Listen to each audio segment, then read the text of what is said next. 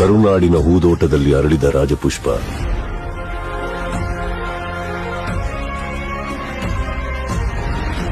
ಅಪ್ಪು 1975ರಲ್ಲಿ ರಾಜನ ಮಗನಾಗಿ ಹುಟ್ಟಿದ್ರು.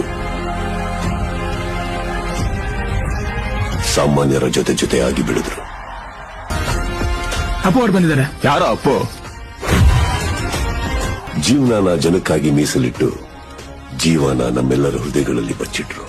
ಮಾಡಿದ ಸಹಾಯ ಲೆಕ್ಕಕ್ಕಿಡದೆ ಎಷ್ಟು ಸಾಧ್ಯನೋ ಅಷ್ಟು ಅಭಿಮಾನಿಗಳ ಇಷ್ಟ ಕಷ್ಟಗಳಿಗೆ ಸ್ಪಂದಿಸಿದ್ರು. ಕರ್ನಾಟಕದ ಕೋಟ್ಯಾಂತರ ಹೃದಯಗಳಲ್ಲಿ ಅನುಕ್ಷಣ ಇರೋ ಸ್ಪಂದನೆ ಅಂದ್ರೆ ಅದು ನಮ್ಮ ಅಪ್ಪು.